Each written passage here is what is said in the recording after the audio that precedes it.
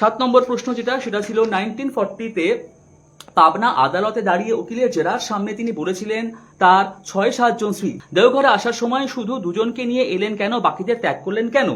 দেওঘর সৎসঙ্গ আশ্রমে ওনাদের থাকার খুব ভালো ব্যবস্থা ছিল, যেটা বড়াল বাংলোর পেছনে লাইন দিয়ে যে ঘরগুলো আছে সেখানে সে সমস্ত পূজনীয়া মায়েরা সশ্রদ্ধভাবে আমাদের ঠাকুরের বংশধরদের আতিথেয়তায় এবং তাদের সমস্ত রকম ভাবে তারা তাকে রেখেছিলেন, সমস্ত আনন্দের সাথে সমস্ত রকম উৎসবে তারা থাকতেন, সমস্ত সম্মানের সঙ্গে সে সমস্ত পূজনীয়া মাদের রাখা হয়েছিল। তাদের যে রাখা হয়েছিল না সেটা এবার আপনাদেরকে প্রমাণ করতে হবে। কিভাবে আপনারা প্রমাণ করবেন সেটা কিন্তু আপনাদের ব্যক্তিগত দায়িত্ব, সেক্ষেত্রে আমার বা কোনো সৎসঙ্গীর কোনো দায়িত্ব থাকলো না। আচ্ছা, গেল 7 নম্বর প্রশ্ন। 8 নম্বর প্রশ্ন যেটা করা হয়েছে সেটা হচ্ছে যে তিনি ভগবান হলে তার পাবনা আশ্রমে 1971 সালে মুসলমানরা দখল করতে পারলো কিভাবে? Very good question. আপনারা কতটা অশিক্ষিত এবং কতটা মূর্খ সেটা আপনারা নিজেরা কিভাবে নিজেদেরকে প্রমাণ করেছেন দেখুন। এক সেকেন্ড। তিনি ভগবান হলে তার পাবনার আশ্রম 1971 সালে মুসলমানরা দখল করতে পারলো কিভাবে? ভারতবর্ষের ইতিহাস বলছে যে মুসলমানরা যখন হিন্দুদের কোনো জায়গা দখল করেছে তখন সেখানে ভেঙে তারা মসজিদ নির্মাণ করেছে, না হলে তারা তাদের বসতি নির্মাণ করেছে, না হলে তারা তাদের মতন করে জায়গা ব্যবহার করেছে।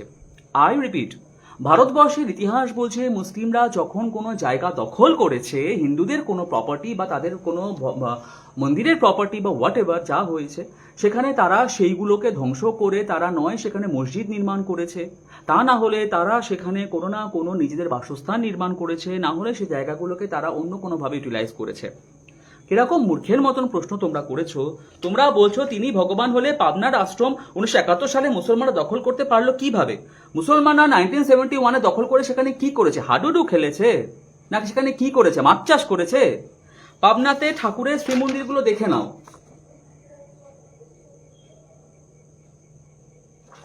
গুগলে সার্চ করলে তোমরা দেখতে পাবে পাবনায় ঠাকুরের শ্রী মন্দির, দেখে নাও।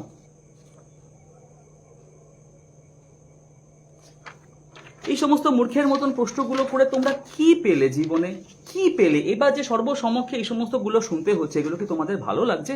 কাজে বোঝাই গেল কোনোদিনও মুসলমানরা সেই সমস্ত কিছুই দখল করেনি, সেখানে সমভাতৃত্ব ছিল বলে তারা সবসময় চেষ্টা করেছে মন্দিরটাকে প্রোটেক্ট করবার, ঠাকুরের জায়গাটাকে প্রোটেক্ট করবার। হলো 9 নম্বর প্রশ্ন এসেছে, আশ্রমের এই জমিতেই বর্তমানে পাবনা মেন্টাল হসপিটাল অবস্থিত, ভগবান অনুকূল এখনো কেন সেই আশ্রমের জমি উদ্ধার করতে তার অনুসারীদের সাহায্য করতে পারেননি? আই রিপিট, আশ্রমে সেই জমিতেই বর্তমানে পাবনা মেন্টাল হসপিটাল অবস্থিত, ভগবান অনুকূল এখনো কেন সেই আশ্রমের জমি উদ্ধার করতে তার অনুসারীদের সাহায্য করতে পারেননি? নিজেই বলেছে ভগবান। আচ্ছা, আমাকে একটা তোমরা কথা বলো, সেটা হচ্ছে যে এই যে একটা পাবনা মেন্টাল হসপিটাল, যেখানে অ্যাকচুয়ালি প্রশ্নগুলো যারা করেছে তাদের যাওয়া উচিত, বাট ওটা অন্য কান্ট্রি বলে হয়তো তারা যেতে পারবে না, বাট তোমাদের এইটাই হচ্ছে অ্যাকচুয়াল জায়গা। এনিওয়ে, পাবনা মেন্টাল হসপিটালের বাংলা করলে কি কি বেরোয়? পাবনা মেন্টাল হসপিটালের বাংলা করলে কি বেরোয়? মানসিক রোগীদের হাসপাতাল, মানসিক রোগীদের জন্য হাসপাতাল, যেখানে তাদের ট্রিটমেন্ট করা হয়। এবং তোমরা সার্চ করবে, আমি যদি খুব একটা ভুল না করি, ওটা এশিয়ার মধ্যে মনে হয় সব থেকে বড় মেন্টাল হসপিটাল, যেটা বিশাল একটা জায়গার উপর করা হয়েছে। এশিয়ার মধ্যে সব থেকে বড় mental hospital Pabna mental hospital, যেটা একটা বিশাল এলাকা যারা জুড়ে করা হয়েছে এবং যেখানে প্রচুর মানুষ তারা আসছে, উপকৃত হচ্ছে, সুস্থ হচ্ছে, বাড়ি চলে যাচ্ছে।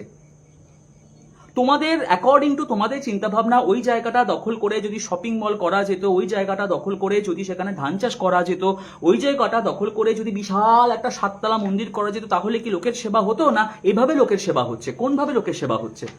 এই প্রশ্নটা যদি আমি করি, তোমাদের অজ্ঞতা কোন জায়গাতে দাঁড়িয়ে আছে? সৎসঙ্গ সেই জায়গাটা করে সৎসঙ্গ কি করবে? সেখানে তো একটা অলরেডি একটা জনকল্যাণমূলক কাজ হচ্ছে। সৎসঙ্গ একটা এমন অর্গানাইজেশন এবং প্রত্যেকটা ধর্ম সংগঠন একটা এমন অর্গানাইজেশন যেখান থেকে দাঁড়িয়ে তাদের একমাত্র উদ্দেশ্য থাকে মানুষের উপকার করা। আই রিপিট, মানুষের উপকার করা।